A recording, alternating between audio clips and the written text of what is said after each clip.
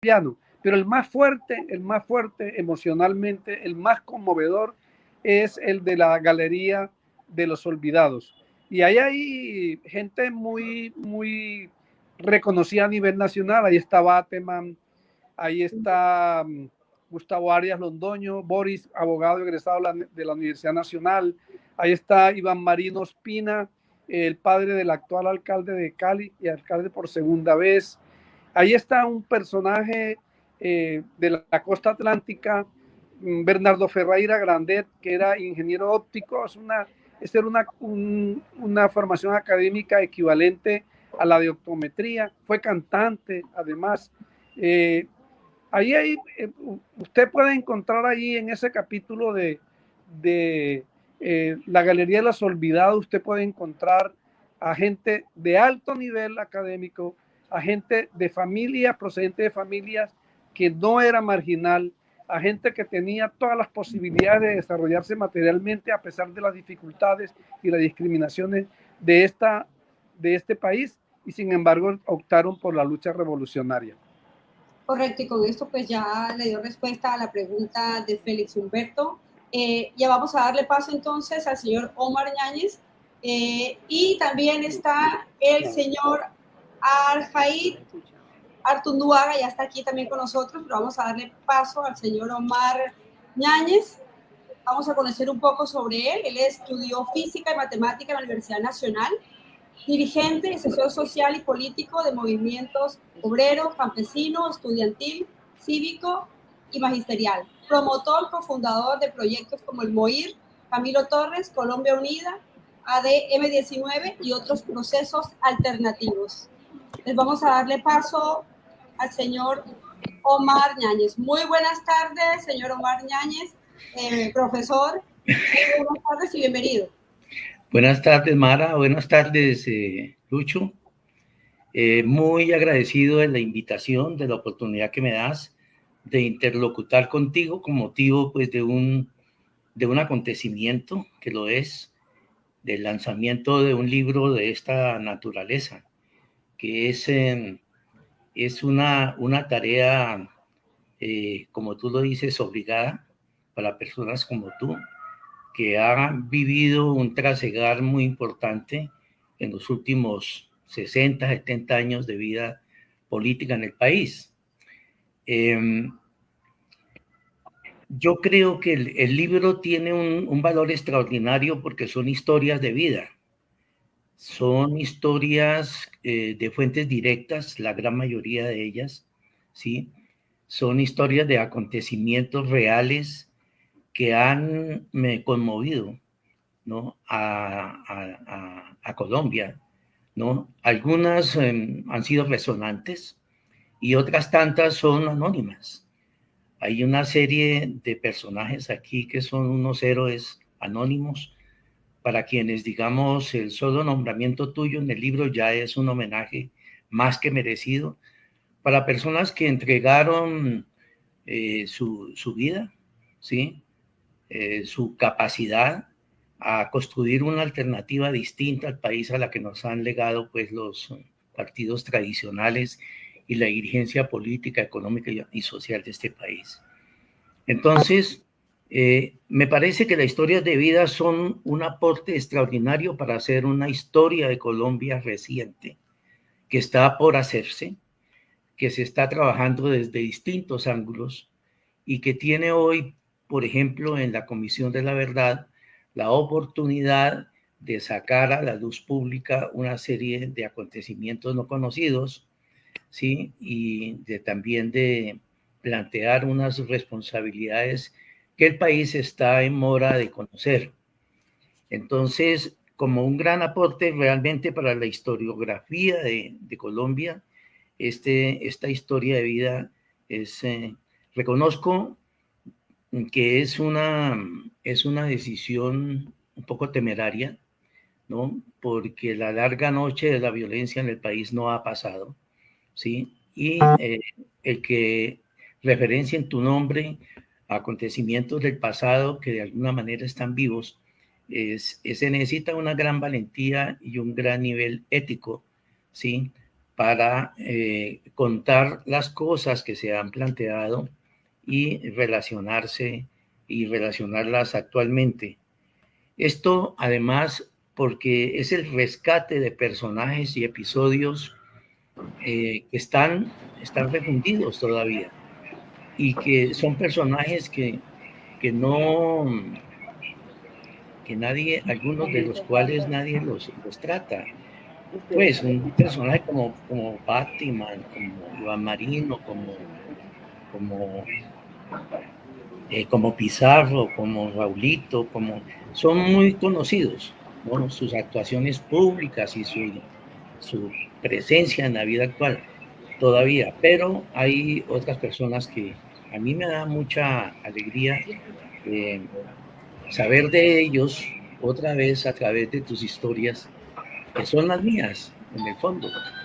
A pesar de que Lucho y yo estuvimos, digamos, en la misma tarea, estuvimos en el mismo tren, montados en el mismo objetivo, estuvimos realmente casi siempre en compartimentos distintos, pero íbamos para el mismo lado. Y creo que ambos sabíamos siempre dónde iba el otro o dónde iban los otros, ¿no? Eso ha tenido que ser así porque la mayoría, además de estas historias, han sido historias de clandestinas, ¿no? Historias de conspiración, historias secretas, ¿no? Porque el país lo ha impuesto así. De eso este país que heredamos, digamos, de la violencia de la década del 40 y 50, nos impuso una vida muy complicada, muy difícil, debo decirlo, porque casi que una vida compartimentada donde nuestras actividades públicas eran combinadas con actividades secretas. Esa es la verdad, con militancias secretas. Dice José Martí respecto a Cuba, en secreto ha debido ser, y digo lo mismo con respecto a Colombia, la mayoría de las cosas se han hecho en secreto. Y no es por un amor al secretismo, sino porque es simplemente instinto de conservación personal y político, ¿no? El que nos ha permitido a que personas como Lucho pervivan, existan y tengan la oportunidad de contar lo que saben, lo que han vivido y las experiencias acumuladas para las generaciones que hoy toman las banderas del levantamiento social, ¿sí? Y que necesariamente tienen que beber de estas fuentes no para imitarlas, sino para tenerlas como referencias fuertes, porque fueron historias de vida, no fueron historias contadas. Correcto. Yo miro a Lucho Gómez como uno de los mejores exponentes de la década del 60 y de la década del 70. Creo que esa década, la generación de la década del 60 fue una generación de ruptura generacional con las historias anteriores. Éramos parte de una generación que desde nuestra juventud comenzamos a sentir desde nuestra niñez todo el peso de la violencia liberal conservadora sobre nuestro país y teníamos un rechazo profundo y razonable con el país que nos habían heredado y que intentó y de alguna manera se renovó con el proyecto del Frente Nacional, que fue un acuerdo entre cúpulas de la oligarquía liberal y conservadora que no reconoce ninguna responsabilidad en la pasada violencia de la década del 50 que dejó cerca de 300,000 muertos y simplemente tomaron una decisión de repartirse este país de por mitad para los liberales, mitad para los conservadores, y durante 16 años alternarse la presidencia de la República al margen de las decisiones electorales de las mayorías. Nosotros entonces surgimos en una década bastante convulsa, no solo nacionalmente, sino internacionalmente. La década del 60 irrumpió desde enero, desde 59, con el triunfo de los revolucionarios cubanos contra una dictadura, y todavía repercutían en Colombia también el triunfo de la Revolución China por construir una república unitaria y comenzar a andar caminos pues, de socialistas, y además alrededor de los movimientos de liberación nacional de Asia, África y América Latina, que descolonizaron de alguna manera el mundo, ¿no? Después de la Segunda Guerra Mundial. Toda esta fuerza mundial a nosotros nos alentó para la realización de nuestros movimientos.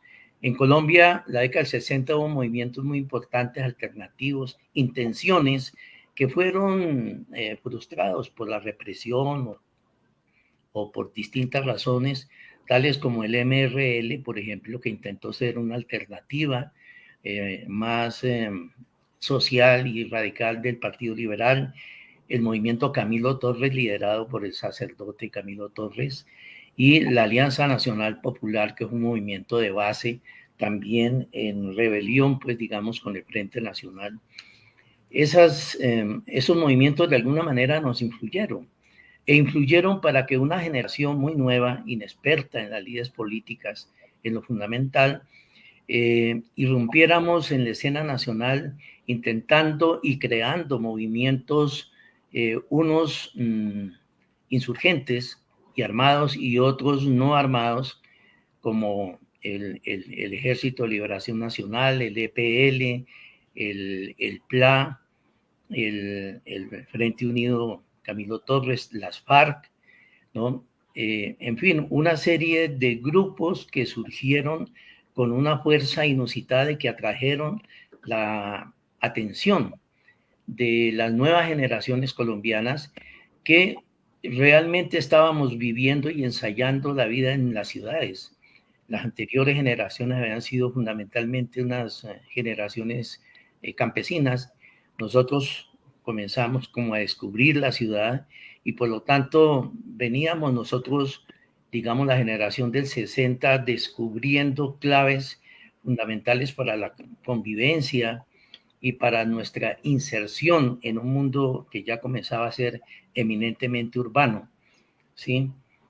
Estas nuevas ensayos, por supuesto que tuvieron el enorme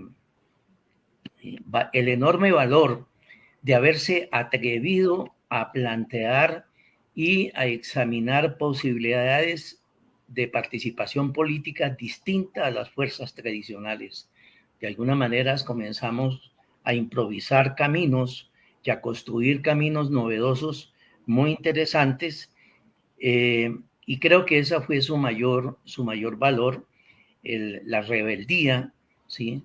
de todos estos jóvenes, de toda esta generación, y el atreverse a construir una utopía para nuestro país, un país que estaba, como lo sigue siendo, aplastado y dominado por una minoría, ¿sí? Y signado pues por una injusticia social enorme, ¿sí? Esta nueva izquierda, digamos, tuvo enormes dificultades. En general fuimos presos de un radicalismo extraordinario. Predominaron mucho las concepciones militaristas, que no veíamos en lo militar sino la única salida de rebelión en el país. En mucho desprecio a la política, fuimos abstencionistas políticamente en la década del 60, pero paulatinamente en el 60, 70 y demás comenzamos a aprender cosas interesantes que hoy hacen parte del acervo ideológico y político de la izquierda colombiana. La década del 60 estuvo signada y determinada en mucho, y la del 50 también, por la injerencia norteamericana, que fue determinante y ha sido y sigue siendo determinante en la implantación de la violencia en el país. Desde el momento en que se realizó la conferencia panamericana, ¿sí? Donde los países de América Latina se alinderaron con Estados Unidos y se comprometieron a actuar, digamos, como una zona de influencia de los norteamericanos, que nos consideraron siempre y nos siguen considerando como el patio trasero, ¿sí? Vino una influencia muy fuerte por parte de lo que los norteamericanos llamaron el enemigo mundial, digamos, contra la democracia, que era supuestamente el comunismo. Entonces, toda esta fuerza anticomunista después de la Segunda Guerra Mundial desarrollada, toda esta campaña por los Estados Unidos, tuvo en Colombia en 1952 un primer hecho que poco se recuerda, y es el hecho de que durante el gobierno de Laureano Gómez, Colombia le entregó bajo la dirección del ejército de los Estados Unidos un destacamento como el Batallón Colombia, con cerca de 3.500, 4.000 hombres, que fueron a combatir a Corea, ¿sí? Supuestamente a defender la democracia, cuando en el 52 lo que estábamos viviendo en Colombia pues era una dictadura. Este mismo Batallón Colombia fue el que a su regreso en 1954, frente a unas movilizaciones democráticas del estudiantado colombiano el 8 y 9 de junio,